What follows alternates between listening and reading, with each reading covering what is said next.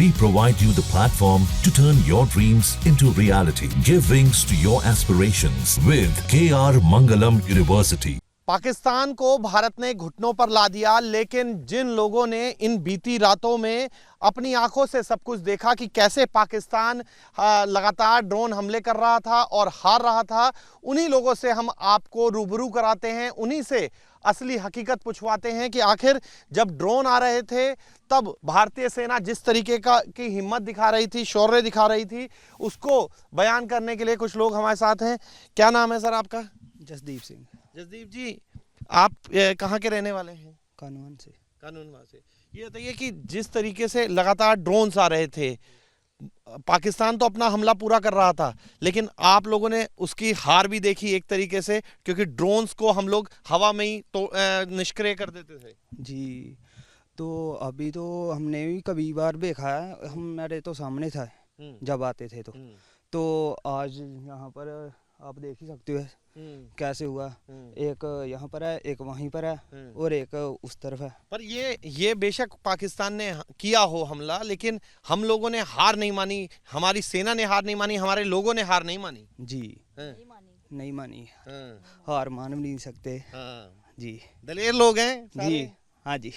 हमारे आपने क्या क्या देखा, मतलब आपने कैसे देखा? क्योंकि पाकिस्तान जो है वो अपनी हरकतों से बाज नहीं आता, हमेशा हिंदुस्तानियों के खिलाफ कुछ ना कुछ रचता रहता है। 71 में भी हारा, 65 में भी हारा और अब जो है 2025 में भी हार गया। हाँ जी ठीक है। वेख्या ही आ वेख्या ही कम। हाँ जी। हाँ तीजी बारी वेख्या, अपने यहाँ लड़ाई जी लगी, तीजी बारी वेखी है। अच्छा। हाँ जी। आपने 65 में भी देखी, 71 में भी देखी? हाँ जी वेखी है। लगता है अब तो जो है हार और ज्यादा खराब हुई है उसकी। यहाँ पे क्या क्या उसने मारने की कोशिश नहीं की और वो कुछ कर नहीं पाया। नहीं वो नहीं वेख्या, यह जेड़ा काम है ये कोई लाजम वेख्या आ भी ये बहुत वड्डा काम किया उन्होंने, भी जेड़ा ये भी काम माड़ा किया है, चंगा नहीं किया, पर इस गल की हार होनी नहीं चाहिए, जित होनी चाहिए, जित होनी चाहिए। जीत के लिए और भी लोग यहाँ पर आपको नजर आ रहे होंगे।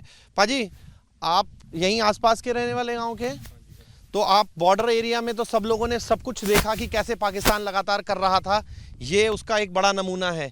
लग रहा है भारतीय सेना ने जो जवाब दिया वो बहुत माकूल जवाब था। बहुत बढ़िया किया।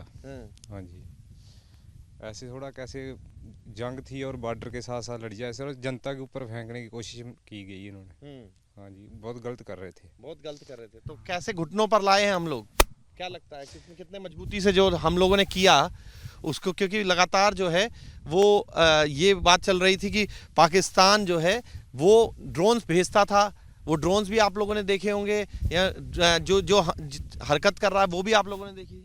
हाँ जी सर, जैसे शाम के टाइम नाइट में ड्रोन आते थे, रात को जब 7-8 का टाइम होता था शुरू, तभी ये फायरिंग वगैरह शुरू हो जाती थी। हाँ जी। आप बॉर्डर एरिया में रहते हैं, लग रहा है भारतीय सेना ने जो माकूल जवाब दिया उसने पाकिस्तान को पस्त कर दिया। हाँ जी सर, बिल्कुल सही किया। हाँ जी।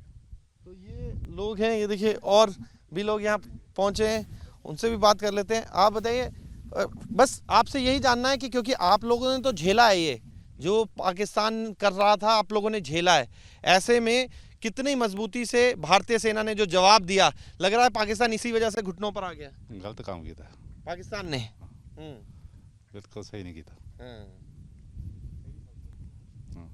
सबक हमने कैसा सिखाया उनको? हाँ जी, सबक सिखाया अच्छे से। तो देखिए बच्चे, आप लोग भी यहाँ पर आए हैं, आप लोग उस वक्त देख रहे होंगे इस तरीके की तस्वीरें, जिस वक्त थी पूरा सब देख रहे थे, ड्रोन्स आ रहे थे। आप लोग बताइए किस तरीके से भारतीय सेना ने जो सबक सिखाया वो आप लोगों ने अपनी आंखों से देखा, तो आप बताएं बेटा, आपने अपनी आंखों से देखा होगा वो मंजर, तो किस तरीके से देखते हैं? लगता है पाकिस्तान को हम लोगों ने जो जवाब दिया है बहुत अच्छा जवाब दिया है। जैसे हम देखते थे हमारे घर को जहाँ पे गिरे तो हमारे घर की दीवारें भी हिल गई और बहुत बड़ा धमाका हुआ 4:50 पे सुबह के। और हम देखते थे रोज रात को वहाँ पे दसूए के आसपास ड्रोन को ऐसे किया जाता था, ब्लास्ट होता था।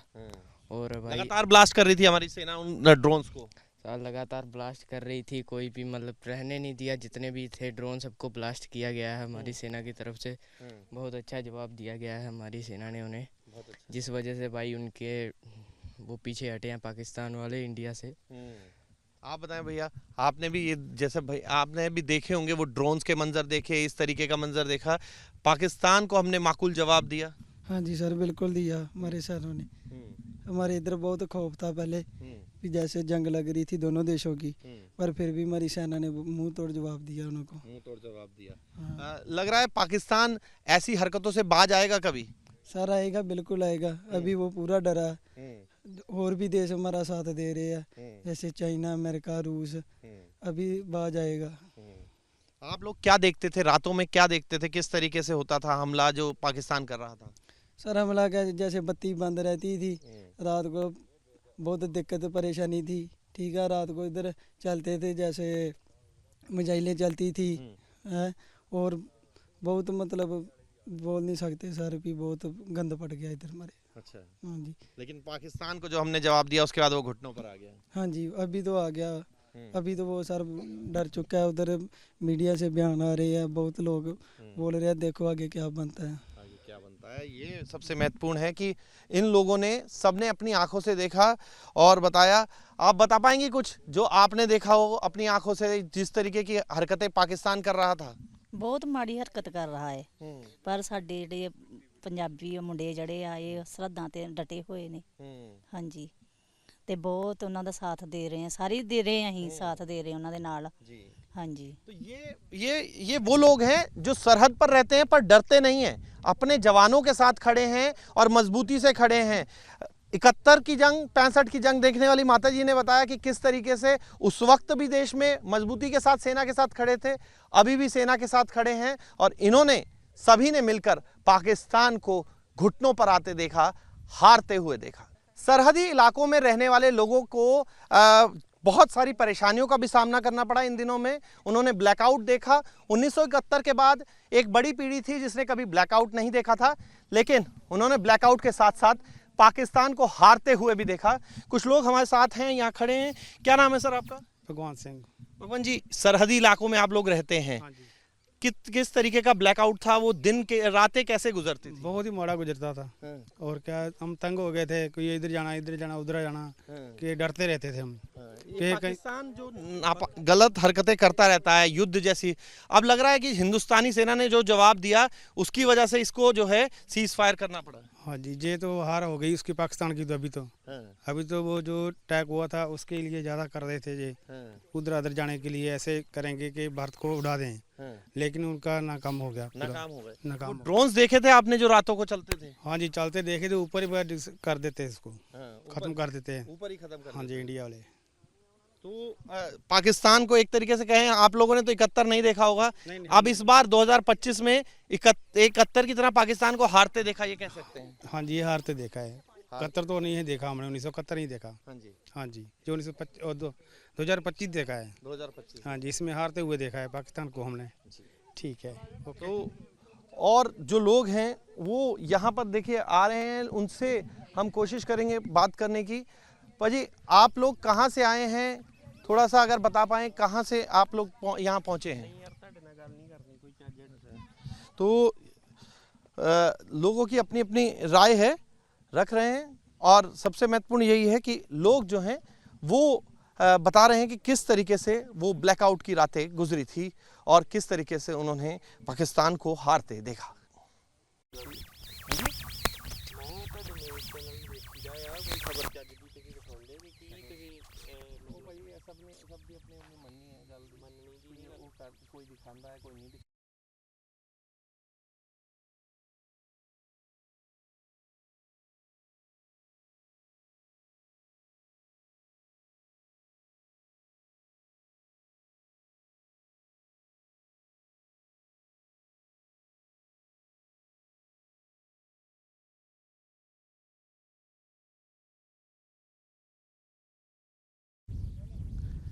कहते हैं कोई किसी के लिए गड्ढा खोदता है तो उसको उसमें गिरने का खतरा ज़्यादा रहता है, क्योंकि कहावत है कि गड्ढा खोदने वाले के लिए खाई पहले खुद जाती है। और पाकिस्तान के लिए एक ऐसी खाई खुदी हुई है जिसमें वो एक दिन खुद ही खत्म हो जाएगा।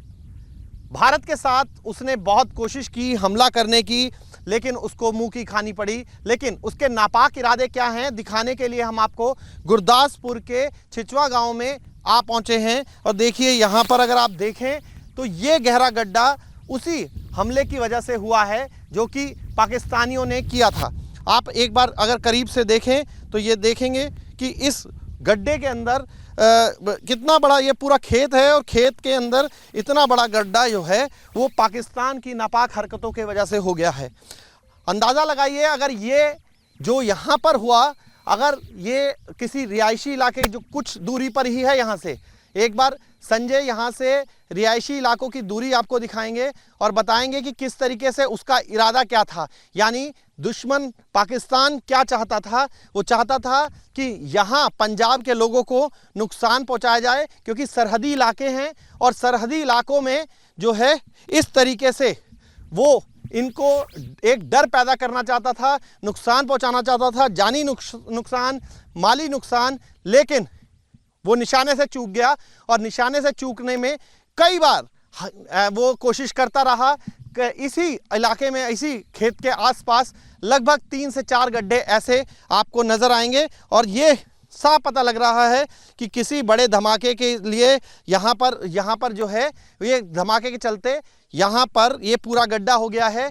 बताया ये भी जा रहा है कि सुबह 4 साढ़े 4 बजे के करीब की ये घटना है जिस वक्त ये गड्ढा हुआ। तो आप लगाइए अगर ये कहीं इस तरीके से हो जाता कि लोग जो हैं सो रहे होते और उस वक्त जो यहाँ पर गिरा वो अगर जो विस्फोटक यहाँ पर गिरा अगर उनके घर पर गिरता तो फिर क्या आलम होता। आप समझिए, आप समझ सकते हैं कि पाकिस्तान की नापाक हरकतें किस कदर हैं। लेकिन उसको फिर हमारे सेना ने मुंह तोड़ जवाब दिया और ये गड्ढा पाकिस्तान की कब्र में तब्दील हो गया। इसी तरीके से पाकिस्तान ने अपनी कब्र खुद खोद ली है क्योंकि वो तो अगर कहें तो वहाँ आलम ये है जो आप इस एक तरीके से गड्ढे के चक्रव्यूह को देख रहे हैं तो आप समझिए कि ये आलम है पाकिस्तान में कि अभी तक वहाँ कोई चुनी हुई सरकार अपना कार्यकाल पूरा नहीं कर पाई और जो दूसरों के लिए गड्ढा खोदता है उसी गड्ढे में खुद गिरता आ रहा पाकिस्तान एक दिन यूं ही खत्म भी हो जाएगा क्योंकि उसकी हरकतें, नाम जरूर पाक है लेकिन हरकतें नापाक हैं। वीडियो जर्नलिस्ट संजय शर्मा के साथ Mohit Bakshi, News Nation Gurdaspur. News Nation अब व्हाट्सएप पर खबरों के ताजा अपडेट के लिए न्यूज नेशन के इस QR कोड को स्कैन करें।